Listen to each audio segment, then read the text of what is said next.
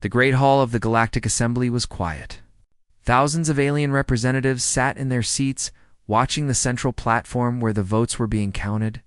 Ambassador Linda Morrison stood alone at the human delegation podium. Her hands were steady, but her heart was beating fast.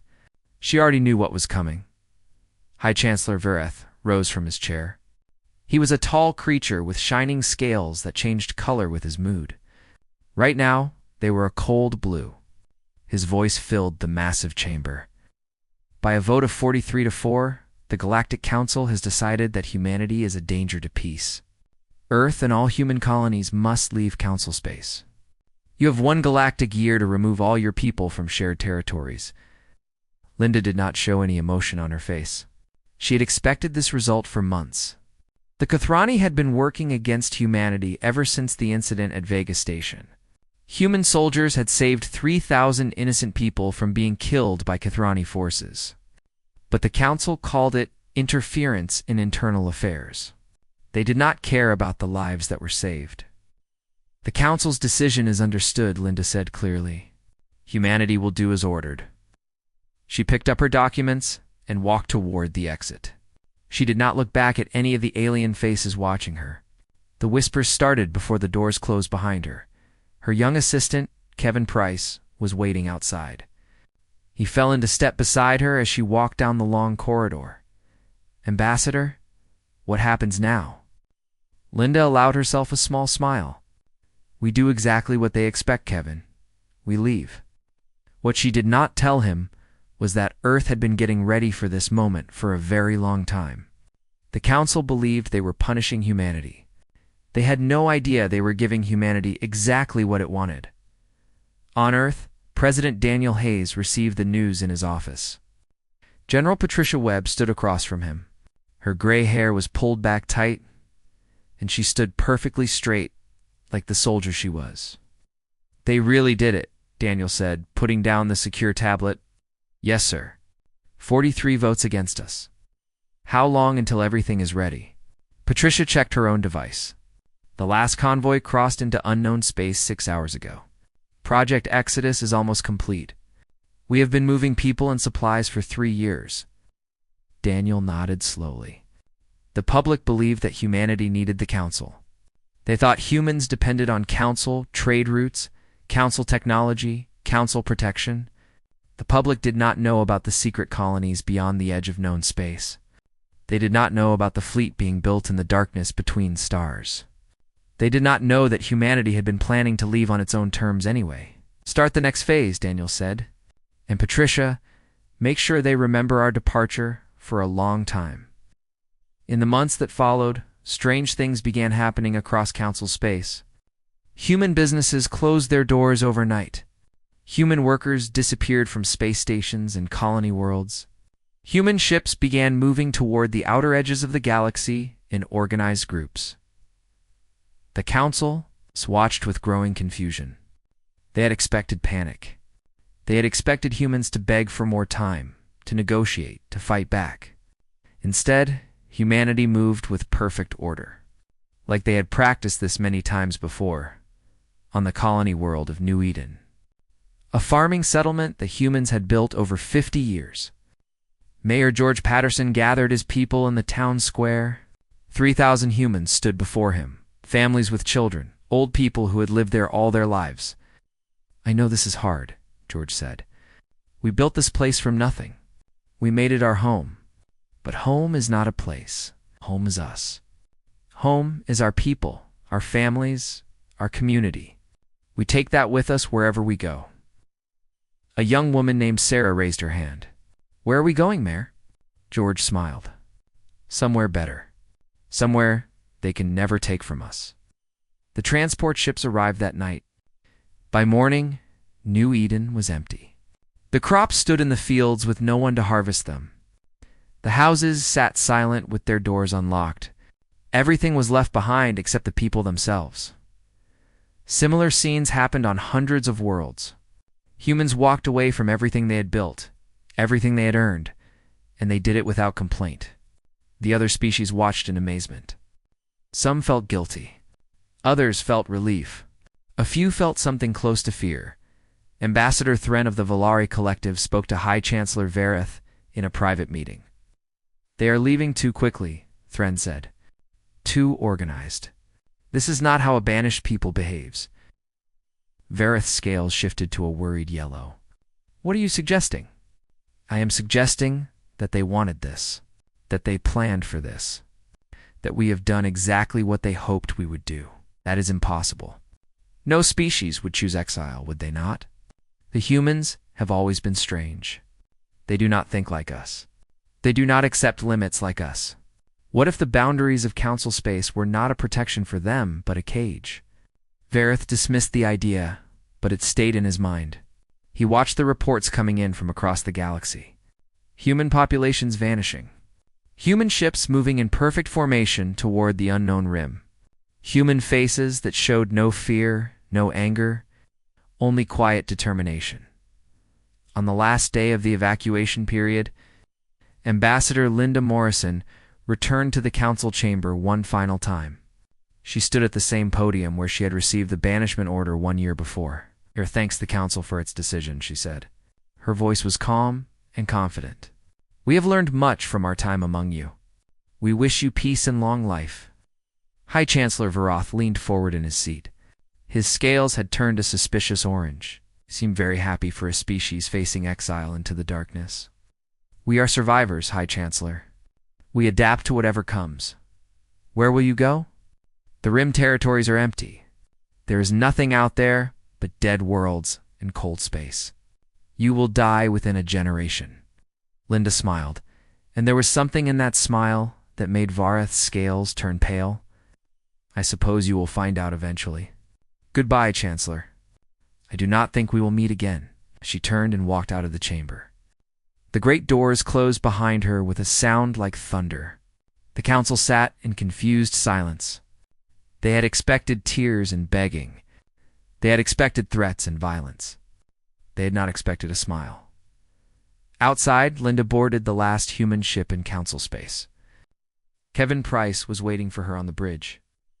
"It is done," she said.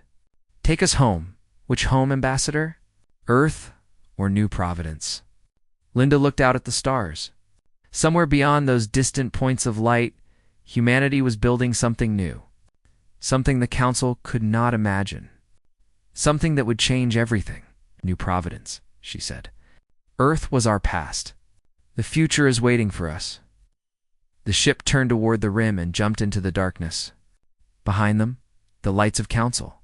Space grew smaller and smaller until they disappeared. Entirely, the galaxy had voted to banish Earth. Humanity had already moved on. The convoy of human ships stretched across the darkness like a river of lights. Thousands of vessels moved together through space that no council map had ever charted. Inside those ships, 8 billion human souls traveled toward their new home. Captain Samuel Grant stood on the bridge of the carrier. He was a tall man with tired eyes and gray at his temples. He had served in the human fleet for 30 years, but he had never seen anything like this. The largest migration in human history was happening right before his eyes. "All ships are through the jump point," reported his first officer, Maria Santos. She was a small woman with dark hair and quick hands that moved across her control panel. "No one left behind." "What about the council observers?" Maria smiled. "Still trying to figure out how we did it?" The Kathrani ambassador sent 17 angry messages about unauthorized travel routes. Yes. The secret was simple, but the council would never guess it. Humanity had never stopped exploring. While the council believed humans were happy with their small piece of the galaxy, survey ships had been mapping unknown space for generations. They had found things out there. Worlds that no one knew existed. Resources that made the council territories look like scraps from a larger meal. Samuel looked at the main view screen. Earth was far behind them now, just another star among billions. He felt a strange mix of sadness and hope. They were leaving everything they knew, but they were going toward something better. "Set course for New Providence," he ordered. "Let everyone know we are almost home."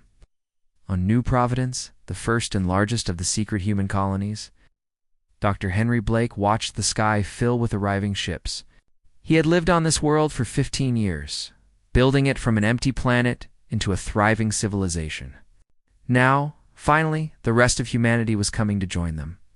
His assistant, Nicole Carter, stood beside him. She was young and eager, one of the first children born on New Providence. "The fusion reactors are running at full power," she reported.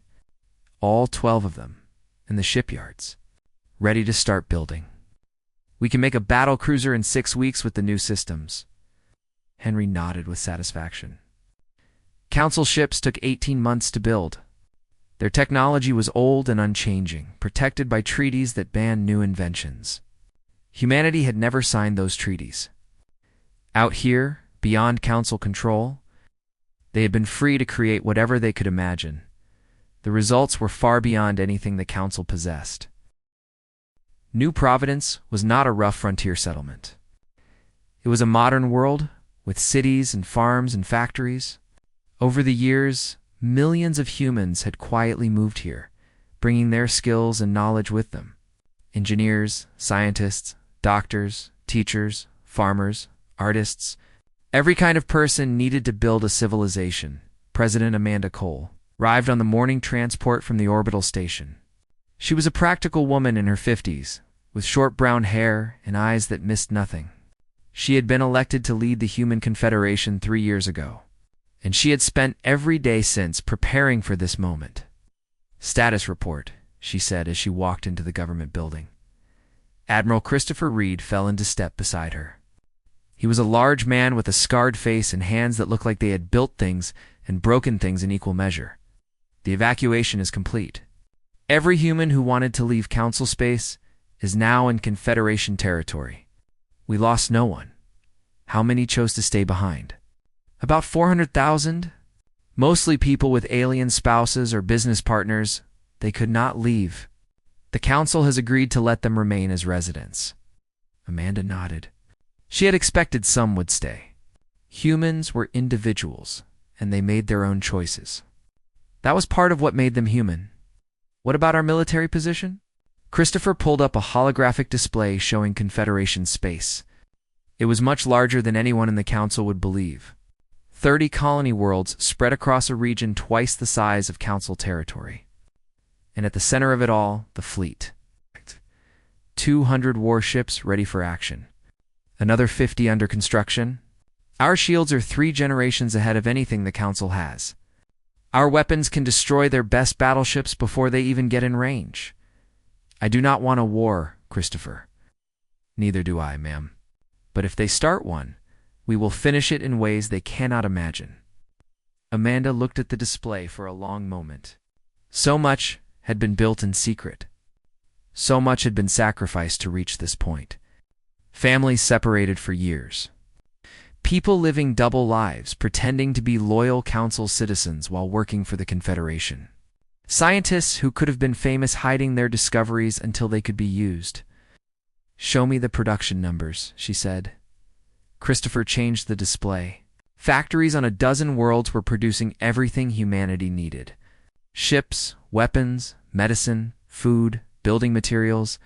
They were completely independent from Council trade. They did not need anything from the species that had banished them. "We can double our fleet in 2 years," Christopher said. "Triple it in 5. And that is just the beginning. The new engine designs will let us travel faster than anything the Council has ever seen." On the colony world of Haven, named for what it represented to its people. A young engineer named Marcus Webb was working on one of those new engines. He was only 25 years old, but he was already considered one of the best minds in the Confederation. His workshop was filled with parts and diagrams and half-finished projects. He worked alone most of the time, talking to himself as he solved problems that would have taken Council scientists decades to understand. "The power flow needs to be smoother," he muttered, adjusting a component. "If we can reduce the energy loss by even 5%, we can go twice as far on the same fuel." His mother, Patricia Webb, had been a general in the old Earth military. She had helped plan Project Exodus from the beginning. Now she was retired, living on Haven with her son, finally able to rest after a lifetime of service. "You work too hard," she said, bringing him a cup of coffee. "There's too much to do. The Council will come looking for us eventually. We need to be ready. We are ready. We have been ready for years, ready to defend ourselves. I want us to be ready to explore, to grow, to become something the Council cannot even understand." Patricia smiled. Her son had inherited her determination, but he had something else too. A vision for the future that went beyond mere survival. He wanted humanity to be great, not just safe. Across the Confederation, similar scenes were playing out.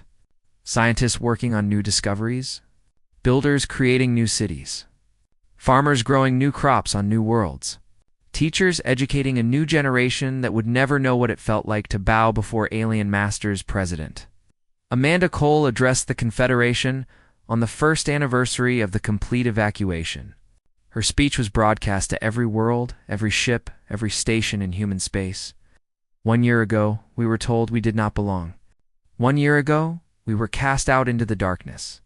But we did not fall. We did not fail. We built something new, something strong, something that will last forever. She paused, looking into the camera as if she could see every human face watching her. They thought they were punishing us. They thought we would suffer and die alone in the void. They were wrong. We are not alone. We have each other. We have our families, our communities, our shared dreams. And we have a future that is entirely our own. Across 30 worlds, humans cheered. They had survived the banishment. They had built a new home now. They would build an empire. 10 years passed in silence. The galaxy noticed something strange. Humanity had vanished completely. No distress signals came from dying colonies. No refugee ships appeared begging for help. No raiders attacked Council shipping routes. There was nothing but empty darkness beyond the rim. At first, the Council celebrated. They believed the humans had died, unable to survive without Council technology and trade. They told themselves the banishment had been the right decision. The dangerous species was gone and the galaxy was safer. But as the years went by, the silence began to feel wrong. High Chancellor Varath sat in his private chamber, reading reports that troubled him deeply. His scales had turned a permanent gray, and his movements were slow with age. But his mind was still sharp. 10 years, he said to his advisor, a thin creature named Morith. 10 years, and not one human ship? Not one signal. Not one body found drifting in space. Perhaps they died quickly, Morith suggested. The Rim is hostile territory.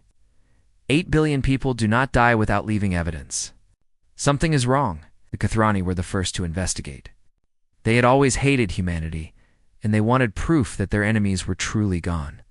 They sent a scout fleet of 20 ships to explore the territories humanity had. Claimed the fleet entered unknown space and was never heard from.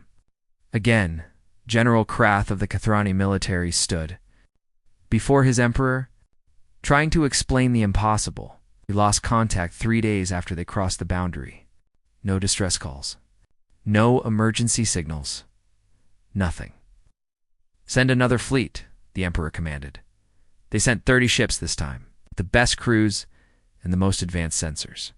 This fleet managed to send one transmission before going silent. There is nothing here. Just darkness and the remains of our first fleet. The ships are intact, but empty. Something took the crews. We cannot explain what we are seeing. There is no sign of combat. The ships simply stopped moving, and the people inside them vanished. We are returning to Council space immediately. They never arrived. Panic spread through the Council. What had humanity found out there? What had they awakened? Or worse, what had they become? On New Providence, President Amanda Cole met with her senior advisors in the secure room beneath the Capitol building. She was older now, her hair touched with gray, but her eyes were as sharp as ever. The Kathrani probes had been handled, Admiral Christopher Reed reported. No casualties on our side. What did we do with the crews? Transported them to a holding facility on one of the outer moons? They are unharmed. We have been teaching them about us, showing them why we left. Some of them are actually starting to understand. And what do they understand? Christopher leaned forward. That we are not the monsters the Council told them we were. That we built something good out here. That we could have destroyed their fleets, but we chose mercy instead. Amanda nodded slowly. The Confederation had grown beyond anything they had imagined possible. 42 colony worlds now, spread across a region of space larger than all of Council territory. A fleet of 300 ships, with more being built every month, population approaching 15 billion as humans, expanded into new worlds. But more important than the numbers was what they had become. The old divisions of Earth were gone. No more nations fighting each other. No more resources wasted on internal conflicts. Humanity had become one people, united by their shared exile and their common purpose. "We cannot hide forever," Amanda said. "They will keep sending ships. Eventually they will come in force. Let them," Christopher replied. His voice was calm, confident. "We have had 10 years to prepare. Our technology is so far ahead of theirs that it would not even be a fair fight. I do not want to fight at all. Neither do I, ma'am. But we need to show them that fighting us would be a mistake they would not survive." In Council space, the debate about the human question had become an obsession. Every species had an opinion. Every leader had a theory. The mystery of the Silent Rim consumed political discussions and military planning sessions. Some species argued for a massive expedition to find and destroy whatever humanity had become. Others urged caution, pointing to the disappeared Kathrani fleets. A few suggested trying to make contact to negotiate. To find out what was happening beyond the boundary, Ambassador Thren of the Volari Collective spoke at an emergency council sess. "Ion, we made assumptions about humanity that may have been wrong," she said. "We assumed they were weak because they were young. We assumed they would fail because they were alone. Perhaps we should consider that our assumptions led us to make a terrible mistake." "What mistake?" demanded the Kathrani representative. "We created an enemy that did not need to exist. We pushed them away instead of keeping them close where we could watch them. Now, they are out there, growing stronger, and we have no idea what they are planning." High Chancellor Varath listened to the debate in troubled silence. He remembered the smile on Ambassador Morrison's face when she had said goodbye. He remembered the perfect order of the human evacuation. He remembered all the signs he had ignored because he had been too proud to see them. "I think I know what happened," he said finally, and the chamber fell silent. "I think they wanted us to banish them. I think everything that happened was part of a plan we never understood." "That is impossible," said the Kathrani representative. "No species would choose exile. Humanity would. Humanity did. They were always different from us. They never accepted limits. They never stopped pushing boundaries. We thought we were caging them with our treaties and our rules. Instead, we gave them a reason to leave and find somewhere better. Then what do? Vareth's scales flickered with colors that showed his uncertainty. "We wait. We watch. And we prepare for the day when they decide to show themselves again." On the rim world of Sentinel, the outermost outpost of the Human Confederation, a young officer named Rebecca Grant stood watch. She was the granddaughter of Captain Samuel Grant, who had commanded the Independence during the Great Exodus. She had grown up on stories of that journey, of the courage it had taken to leave everything behind. Now she served on the front line, watching the boundary between human space and Council territory. "Anything on sensors?" asked her commander, Captain William Foster. "Nothing, sir. Same as always. Good. Keep watching." Rebecca looked out at the stars. Somewhere out there, the Council was wondering what had happened to humanity, wondering if they were still alive, wondering what they had become. She smiled. Let them wonder. Let them worry. Let them lose sleep over the silence. When humanity was ready to be found, they would make themselves known. And when that day came, the galaxy would understand that banishment had not been a punishment. It had been a gift. The silence continued. But behind that silence, humanity was growing, learning, building, getting ready for the day when they would return. The call came without warning. Human ship appeared at the edge of Council space. Broadcasting on every frequency, it was unlike anything the Council had ever seen. The vessel was enormous, twice the size of the largest Council battleship, with smooth lines and a shape that seemed to flow like water frozen in motion. Sensors could not identify its weapons or shields because the technology was completely unknown. "This is the Confederation vessel New Horizon," announced a calm female voice. "We request a meeting with the Galactic Council to discuss terms for peaceful coexistence. We await your response." The message repeated every hour for 3 days. The council debated endlessly. Some wanted to attack. Others wanted to run. A few wanted to listen. In the end, curiosity won over fear. High Chancellor Virith traveled to meet the ship himself.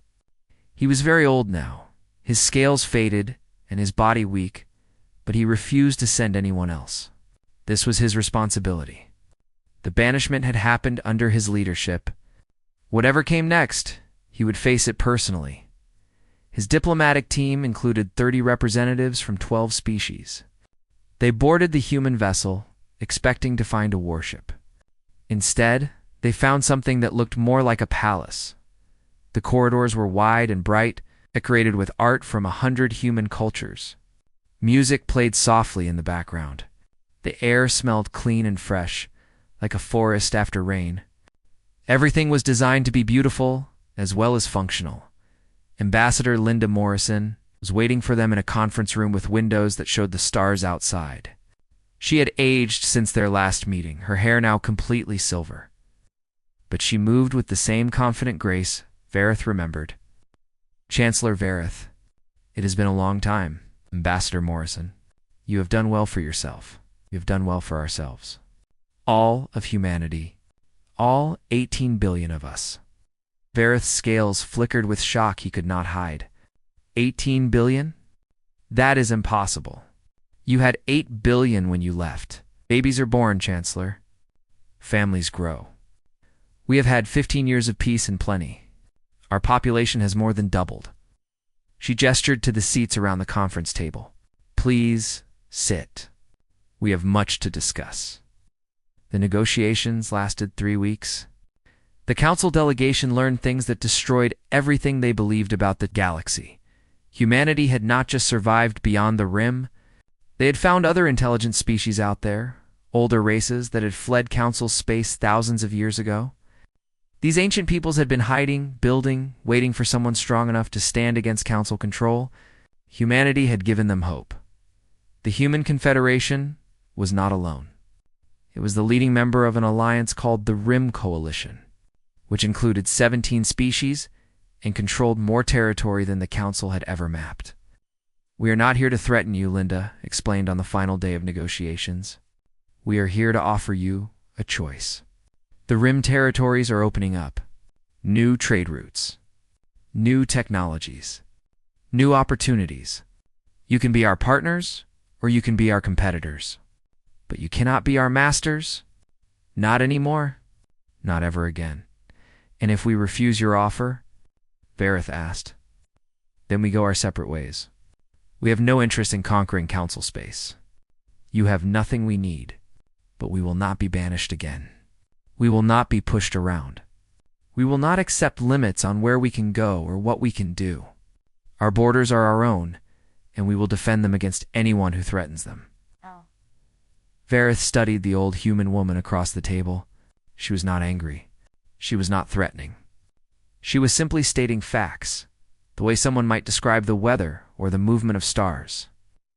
"You have changed," he said. "Your people have changed. We grew up, Chancellor. We learned that we could not depend on others to protect us or provide for us. We learned to rely on ourselves. That changes a species. Are you still human?" Linda smiled. "More human than ever. We just stopped pretending to be less than we are." The council delegation returned home with Linda's proposal. The debate that followed nearly destroyed the alliance. Some species saw opportunity in partnership with the Confederation. Others saw only humiliation in accepting terms from a species they had once expelled. The Kathrani demanded war. Their military had been weakened by the lost fleets, but their pride refused to accept peace with humans. They threatened to leave the council if any agreement was made. In the end, the other species called their bluff. The Kathrani could not fight the Confederation alone, and everyone knew it. When the final vote came, only the Kathrani voted against the treaty. High Chancellor Vareth signed the agreement himself. It was a simple document. mutual recognition of borders, open trade between willing partners, and a formal apology from the council for the banishment vote as he pressed his seal to the paper. Vareth looked at Linda Morrison and asked a question that had bothered him for 15 years. "Did you plan this from the beginning?" Linda considered her answer carefully. "We planned for every possibility, including the one where you treated us fairly. But you did not, Chancellor. You chose to throw us out. We just made the best of the situation you created. My predecessor warned against admitting humans to the council. He said you were too adaptable, too stubborn, too unwilling to accept the way things were. But those are not weaknesses, Chancellor. Those are the qualities that let us survive and grow. Those are what make us human." Vareth nodded slowly. He was tired, so tired. His long career had been filled with decisions, but the banishment vote stood out as his greatest failure. He had thought he was protecting the galaxy from a dangerous species. Instead, he had created something far more powerful than humanity would have become if they had stayed. "What happens now?" he asked. "Now we see if we can be neighbors instead of enemies. Now we see if the galaxy is big enough for all of us. And if it is not..." Linda stood up and offered her hand. Vareth took it, feeling the warmth of human skin against his scales. "Then we will make it big enough," she said. "That is what humans do. We do not accept limits. We find ways to grow beyond them." The treaty was announced to both civilizations on the same day. In council space, the reaction was mixed. Some celebrated peace. Others mourned their lost dominance. The Kathrani withdrew their ambassador and began planning revenge they would never be able to achieve in the Confederation. The reaction was simpler: satisfaction. They had one. Not through war, not through destruction, but through patience and strength and the simple determination to be better than those who had rejected them. President Amanda Cole addressed her people that night. 15 years ago, we were banished. Today, we return as equals. Tomorrow, we will be more. This is not the end of our journey. This is just the beginning. Across 42 worlds, humans raised their glasses and cheered. They had proven something important, that humanity could not be stopped by votes or treaties or exile. They would always find a way forward. The galaxy had finally learned to respect them. Now they would learn to admire them. 20 years after the treaty, the galaxy had become a different place. Human technology spread through council space like water flowing downhill. Medical treatments that had been developed on Confederation worlds doubled the lifespans of a dozen alien species. New engines made travel faster and cheaper than anyone had imagined. Agricultural methods ended famines that had killed millions on frontier worlds for generations. Trade routes connected places that had never been connected before. Human merchants traveled freely through council space. Council merchants explored the vast territories of the Rim Coalition. Wealth flowed in both directions, lifting everyone higher. But not everyone was happy with the changes the old powers. The species that had controlled the council for thousands of years found themselves becoming less important with each passing day. Their ancient technologies could not compete with human innovations. Their traditional ways of doing things seemed slow and wasteful compared to human efficiency. The Kathrani Empire, once the greatest military force in known space, collapsed into civil war. Their people had seen how humans lived, how much freedom they enjoyed, and they demanded the same. The Emperor refused. His own generals removed him from power on New Providence. Now the shining capital of the Human Confederation, Captain Samuel Grant sat on the observation deck of his retirement home. He was very old now, his hair white and his hands spotted with age. But his eyes were still bright as he watched ships coming and going from the orbital station above.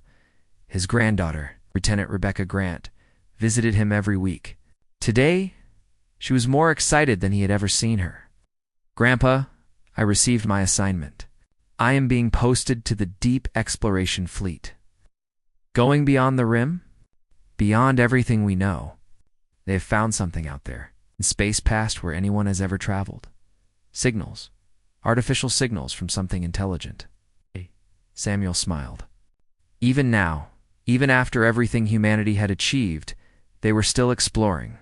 Still reaching for new horizons? Still refusing to believe they had gone far enough?